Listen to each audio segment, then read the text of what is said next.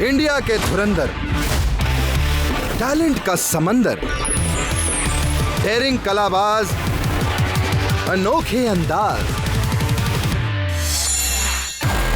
हैरान है हर नजर देख के इंडिया का हुनर, और सबकी जुबान पर है OMG।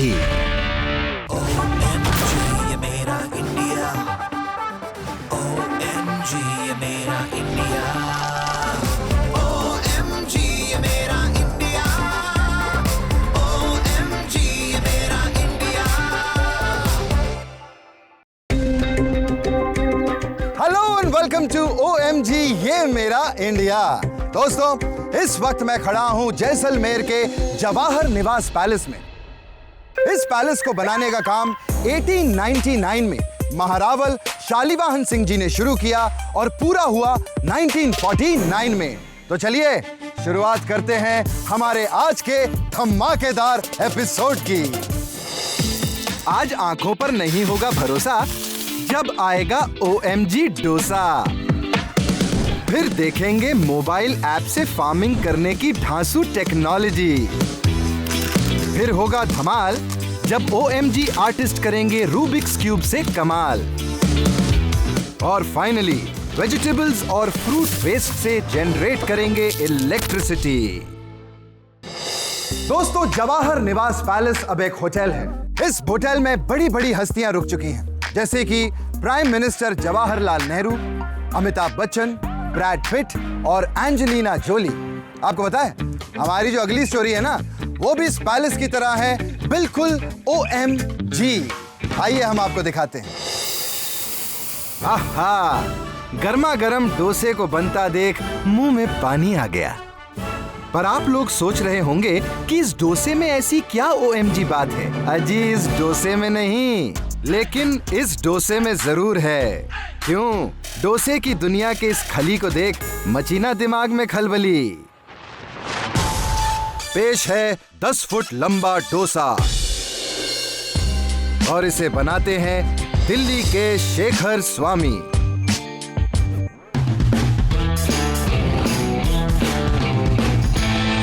दो 2021 में एक पॉपुलर फूड ऐप की एनुअल रिपोर्ट के मुताबिक डोसा है इंडिया का second most ordered food item. 1 या 2 फुट का डोसा तो हम सब ने खाया होगा, पर 10 फुट लंबा डोसा। शेखर जी, ये कमाल का आइडिया आपको आया कैसे? ये जो हमारा जो अभी लॉकडाउन आया था, रेस्टोरेंट सारे क्लोज हो गए थे, और हमारा भी ये एक टाइम आ गया था मैं भी खाली कर दूं। उसके बाद फिर मैंने कहा कुछ अलग करना है, तो फिर मैंने सोचा कि 10 फीट का तवा बनवाते हैं जो किसी के पास नहीं है, और एक 10 फीट लंबा डोसा बनाते हैं। और इसे पॉपुलराइज करने के लिए शेखर जी ने रखा एक बड़ा ही यूनिक चैलेंज। 40 मिनट में इस डोसे को अकेले खाने वाले को शेखर जी दे रहे हैं पूरे 71,000 रुपए का इनाम। OMG। और आज तक 42 लोग इस चैलेंज को ट्राई कर चुके हैं। अभी तक कोई ये चैलेंज जीता नहीं है। जो भी आया 5 फुट 6 फुट तक खा गए हैं, लेकिन पूरा डोसा अभी तक किसी ने फिनिश नहीं करा। इस डोसे को खाना जितना मुश्किल है, इसे बनाना भी उतना ही पेचीदा है। 10 बर्नर वाले इस तवे में परफेक्ट डोसे के लिए जरूरी है कि हर जगह इवन हीट सप्लाई हो। अब कहाँ कितना गर्म है, कहीं ज़्यादा गर्म तो नहीं है, कहीं कम गर्म तो नहीं है, तो वो चीज़ हम पानी मार के स्टीम चेक करा जाता है। और आपने हर जगह देखा होगा 7 फुट का डोसा, 5 फुट का डोसा, कोई अंदर फीलिंग नहीं डालता है। क्यों नहीं डालता? वो टूट जाएगा। तो इसलिए हमने कहा काम करना पूरा है, तरीके से ही करना। मसाला डोसा तो मसाला डोसा होना चाहिए 10 फुट का। तो हम अंदर आलू और पनीर मिक्स करके पूरे में लगाते हैं। इस 10 फुट लंबे डोसे को सर्व करने के लिए बनाई है स्पेशल प्लेट, और इस डोसे के साथ सर्व की जाती हैं 32 बोल्स, जिसमें 12 बोल्स में 3.5 किलो आलू मसाला, 7 बोल्स में 1.4 लीटर सांबर, 9 बोल्स में 3 तरह की चटनियां और 4 बोल्स में आधा किलो मिठाई। अब जरा इनकी कैलोरीज कैलकुलेट करते हैं। करीब 13,500 कैलोरीज, यानी हफ्ते भर की कैलोरीज एक थाली में। OMG। लो, एक और चैलेंजर। अब जहां 71,000 रुपए दाव पे हो, तो वहां उसे जीतने वाले दावेदार भी जरूर होंगे। तो आज तक जो किसी से ना हो पाया, क्या तुमसे हो पाएगा? 3, 2, 1। वाह, क्या स्पीड पकड़ी है भाई, ये पहलवान पक्का जीतेगा। शेखर जी 71,000 रुपए तैयार रखिए। ओ तेरी, इतनी जल्दी? एक के बाद एक सब साफ, सांभर चटनी स्वीट्स। आधा डोसा खाते ही ढीले पड़ने लगे, कुछ गले में अटक गया क्या? मैंने 5 से 6 फीट आराम से खा लिया था, लेकिन उसके बाद गले से नीचे जा ही नहीं रहा था। मैंने बहुत कोशिश करी, लेकिन फिर मुझे आखिरी में गिव अप करना पड़ गया। अजी 7-8 लोगों का डोसा अकेले खा जाना इतना आसान नहीं है। खाने में जब क्रिएटिविटी का तड़का लग जाए तो उसका जायका और अंदाज दोनों हो जाते हैं OMG। शेखर स्वामी जी ने नॉर्मल से डोसे को एक यूनिक चैलेंज के साथ दुनिया के सामने पेश किया, जिसका स्वाद एंजॉय करते हुए हर कोई एक ही चीज कह रहा है, OMG। दोस्तों, इस पैलेस में ना मुझे महाराजाओं वाली फीलिंग आ रही है। मन कर रहा है कि एक और दिन के लिए रुक जाऊं। 1 मिनट, ये खोला ऐप और ये कर ली होटल की बुकिंग। आजकल फोन्स कमाल के हो गए ना। ऐप खोलो, होटल की बुकिंग कर लो। ऐप खोलो, सेल्फी ले लो। ऐप खोलो, खेती कर लो। कान खड़े हो गए ना आपके? जी हाँ, बिल्कुल सही सुना आपने। ऐप खोलो और खेती कर लो। आइए हम आपको दिखाते हैं। ये लहलहाते खेत हमारे देश की उन्नति की निशानी है और इस उन्नति के पीछे किसानों का बड़ा योगदान है। आज हिंदुस्तान की टोटल वर्कफोर्स में करीब 55% किसान हैं और उन पर निर्भर है देश की 140 करोड़ की जनता। मतलब भैया, किसान है तो हम हैं। पर पिछले कुछ सालों में मौसम के अनप्रेडिक्टेबल बिहेवियर के कारण किसानों को खेती में बहुत नुकसान सहना पड़ा। उन्हें जरूरत है एक ऐसे सलूशन की जो दे उपज की गारंटी, ताकि नुकसान हो कम और उत्पादन हो ज्यादा। और ये सलूशन है शैलेंद्र और आनंद का पाथ ब्रेकिंग इनोवेशन फसल, और ये बन गया है किसानों के लिए वरदान।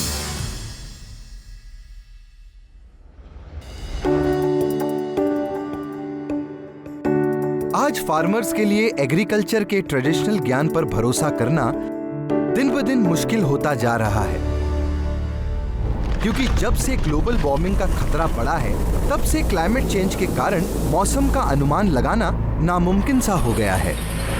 ऐसे में फसल एक ऐसा श्योर शॉट सॉल्यूशन है जो किसानों को एक फोन ऐप के जरिए वेदर, सॉइल, इरिगेशन, डिजीजेस और पेस्टिसाइड्स की समय से जानकारी देता है, ताकि किसान टाइम से एक्शन ले सकें और अपनी फसल की उपज को बढ़ा सकें।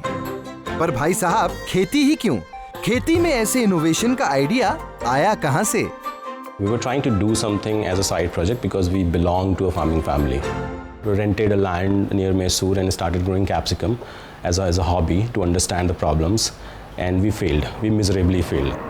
शिमला मिर्च की खेती क्यों फेल हुई, ये समझने के लिए इन्होंने काफी दौड़ भाग की, कई किसानों से भी मिले और सालों की रिसर्च के बाद उन्हें इस प्रॉब्लम का सलूशन टेक्नोलॉजी में मिला। अब फार्मर्स को उनकी सारी प्रॉब्लम्स का सलूशन घर बैठे बैठे एक मोबाइल ऐप के थ्रू मिल जाता है। फसल एक सेंसर बेस्ड सिस्टम है, जिसे एक बार खेत में इंस्टॉल कर दिया तो इसकी टेक्नोलॉजी 24 घंटे 365 दिन खेत को ऑब्जर्व करती है।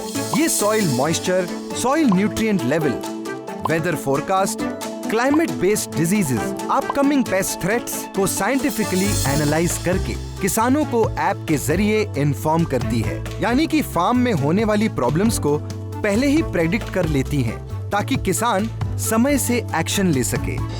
What system generates is very actionable intelligence, saying इस दिन को इस प्लॉट में 10 लीटर पानी डालना है और the risk of this particular disease is very high. This is the most optimum time to take a chemical spray or a biological spray and what not. फसल ऐप की एक्यूरेट जानकारी से खेतों में पानी की खपत पहले के मुकाबले हो जाती है करीब 50% तक कम। पेस्टिसाइड्स की कॉस्ट भी हो जाती है लगभग आधी और उपज 40% तक बढ़ सकती है। और आज की तारीख में फसल की टेक्नोलॉजी इंडिया की 44,000 एकड़ जमीन पर यूज हो रही है और इनमें से एक किसान है चेतन नंदन, जो अनार और ड्रैगन फ्रूट की फार्मिंग करते हैं। I was expecting around 15 kgs per plant. I got around 22 kgs per plant. That is really a good increase in the yield. 15 से 22 केजी। OMG। शैलेंद्र भाई, वैसे फसल के लिए आपके फ्यूचर प्लान्स क्या हैं? I think to us, the next 4 to 5 years, we want to reach a few million hectares. We also want to find a way to democratize the technology in the way telecom was democratized. That you suddenly woke up one day and you had a company which literally changed the fate of this country. I think that is what our ambition is. फसल सिर्फ एक idea था जिसने अपनी success से prove कर दिया कि खेती को अनुमान नहीं, जरूरत है विज्ञान की। इस पाथ ब्रेकिंग टेक्नोलॉजी और इसके इनोवेटर्स को OMG का सलाम। दोस्तों, जवाहर निवास पैलेस अब एक होटल है। यहाँ पर ऐसी ऐसी चीजें हैं जिसे देखकर आप राजस्थान के रॉयल एरा में चले जाएंगे, जैसे कि करीब 100 साल पुरानी पेंटिंग। कमाल की है ना? आपको पता है हमारे जो अगले OMG हीरो हैं, ये भी कमाल के आर्टिस्ट हैं। ये ऐसी चीज से पेंटिंग बनाते हैं जिसे मैं सॉल्व भी नहीं कर सकता। जी हाँ, आइए हम आपको दिखाते हैं। रूबिक्स क्यूब नाम सुनते ही मेरे तो पसीने छूट जाते हैं भाई। आज तक कभी सॉल्व नहीं कर पाया। 1974 में अर्नो रूबिक ने इसे इन्वेंट किया और आज भी लोग इसे सुलझाने की जद्दोजहद में लगे हैं।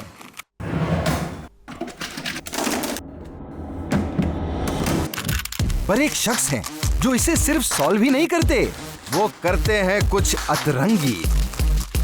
एक मिनट, अरे ये तो रूबिक्स क्यूब के साथ एक पोर्ट्रेट बना रहे हैं। रूबिक्स क्यूब को ये माइंड ब्लोइंग ट्विस्ट देने वाले OMG शख्स हैं पृथ्वीश के भट्ट। जहां आज भी कई लोगों को एक 3x3 क्यूब को सॉल्व करने में घंटों लग जाते हैं, वहीं पृथ्वीश इसे महज 20 सेकंड में सॉल्व कर लेते हैं। और वो इसे सिर्फ सॉल्व ही नहीं करते, बल्कि रंगों की एक अलग ही दुनिया में ले जाते हैं। पर पृथ्वीश, आप इन क्यूब से ये इम्पॉसिबल और कॉम्प्लिकेटेड आर्ट आखिर बनाते कैसे हैं? While zooming a picture, you can see number of pixels. So while that small tiny pixels are visible, I got the idea of converting that into a standard color, that is 6 colors, which is there in the Rubik's Cube. For example, I am going to do this particular design in this Rubik's Cube. Full white, one yellow pixel as well as orange pixel. This is a very small tiny piece in the hair part. मगर इनकी art दिखने में जितनी amazing है, execute करने में उसे कई ज्यादा डिफिकल्ट और कॉम्प्लिकेटेड है। सबसे पहले वो एक इमेज को उसके पिक्सल फॉर्म में कन्वर्ट करके कई सेक्शंस में डिवाइड कर लेते हैं। उसके बाद हर क्यूब को इस तरह अरेंज करते हैं जिससे इमेज का पिक्सल पैटर्न मैच हो जाए। और ऐसा एक नहीं, बल्कि सैकड़ों और कई बार हजारों क्यूब्स के साथ करना पड़ता है। पृथ्वीश को एक 6x4 फीट की आर्ट बनाने में 700 क्यूब्स और 7 से 8 घंटे तक लगते हैं। OMG। पृथ्वीश अपनी इस आर्ट को हमेशा एक अलग लेवल पर ले जाना चाहते थे और अपने जीनियस माइंड और पैशन से उन्होंने यही किया जब उन्होंने रूबिक्स क्यूब से बनाया डुअल साइडेड आर्ट में गिनेस वर्ल्ड रिकॉर्ड। पृथ्वीश के लिए बहुत ही बड़ा चैलेंज था 4500 रूबिक्स क्यूब से आर्ट बनाना। एक मजे की बात बताऊं, अगर 4500 रूबिक्स क्यूब्स को एक के ऊपर एक रखा जाए तो इनकी हाइट कुतुब मीनार से भी लंबी होगी। OMG। अब आप इस डुअल साइडेड पोर्ट्रेट का डिफिकल्टी लेवल जरा इमेजिन करिए। एक रूबिक्स क्यूब में होते हैं 43 क्विंटिलियन कॉम्बिनेशन, यानी 43,000 crore into 10 crore combinations. OMG। और उन कॉम्बिनेशंस में से वो कॉम्बिनेशन सॉल्व करना जो दोनों साइड दो अलग अलग इमेजेस का डिजाइन दे, वो भी 4500 क्यूब्स के साथ। OMG! So the difficulty level is, if I want to bring one pixel on the top, I need to rotate this where it gets affected to the back layer. Even when you want to turn just one layer of one cube, imagine turning 4500 cubes and making an artwork dual-sided. पृथ्वीश के portraits में जितना कमाल उनकी visualisation का है, उतना ही उनके patience और कंसंट्रेशन का भी है। तभी वो आज तक इतने सारे क्यूब्स के साथ कई घंटे बिताकर 200 से भी ज्यादा आर्टवर्क्स बना चुके हैं, जिसमें शामिल है इंडिया के गोल्डन बॉय नीरज चोपड़ा का ये लेटेस्ट आर्टवर्क। अब पृथ्वीश का एम है इस स्किल को एक लेवल और OMG बनाने का। I'm very interested in making a portrait using many different kinds of puzzles as well. अर्नो र्यूबिक ने भी कहां सोचा होगा कि आज के जमाने में कोई इस क्यूब को एक पजल से सीधा आर्ट में ट्रांसफॉर्म कर देगा। And Prithvish did exactly that. उन्होंने एक सिंपल से 3x3 क्यूब को दे दिया एक ऐसा ट्विस्ट जो देखकर हर कोई कहता है OMG। दोस्तों, जवाहर निवास पैलेस के मल्टी क्विजीन रेस्टोरेंट में तरह तरह का खाना मिलता है। Chinese, continental, Rajasthani. आए हाय, मजा ही आ गया। अरे नहीं, इसको यहीं पे रहने दीजिए। ठीक सर। Thank you. हाँ, क्योंकि मैं इससे बिजली बनाऊंगा। जी हाँ, बिल्कुल सही सुना आपने, फूड वेस्ट से बिजली। आइए हम आपको दिखाते हैं। इंडिया के हर शहर में छोटी बड़ी कई वेजिटेबल मार्केट्स हैं। इन मार्केट से रोज जनरेट होता है कई लाख टन वेजिटेबल वेस्ट, जो लैंडफिल्स तक पहुंचता है और डिकम्पोज होते हुए मीथेन और कार्बन डाइऑक्साइड जैसी हार्मफुल गैसेस छोड़ता है। चलिए अब एक ऐसी मार्केट में चलते हैं जहां रोज करीब 10 टन वेजिटेबल वेस्ट जनरेट होता है, लेकिन उससे पोल्यूशन नहीं होता, उससे बनती है इलेक्ट्रिसिटी। दोस्तों, वेजिटेबल और फ्रूट वेस्ट की प्रॉब्लम का एक अमेजिंग सॉल्यूशन दिया है श्रुति आहूजा ने। ये बनाती हैं ऑर्गेनिक वेस्ट से इलेक्ट्रिसिटी। OMG! और इस कमाल के एक्सपेरिमेंट को देखने हम आ पहुंचे हैं हैदराबाद की बवनपल्ली मार्केट में। श्रुति जी ने इस काम के लिए बवनपल्ली मार्केट को इसीलिए चुना क्योंकि ये तेलंगाना की सबसे बड़ी वेजिटेबल मार्केट है और यहाँ काफी वेस्ट जनरेट होता था। श्रुति जी, जरा हमें इस OMG आइडिया के बारे में तो बताइए।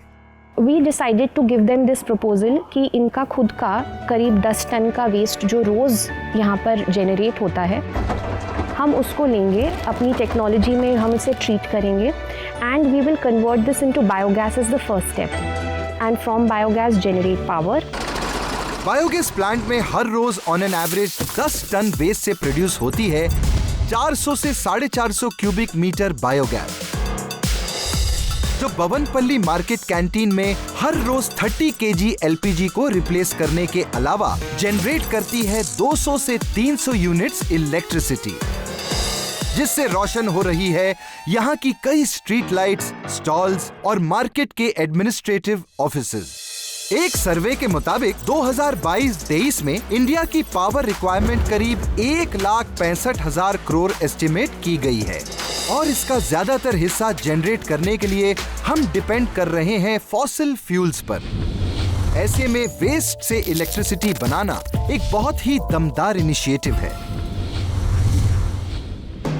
चलिए मैं आपको बताता हूं कि वेजिटेबल वेस्ट से इलेक्ट्रिसिटी कैसे बनती है।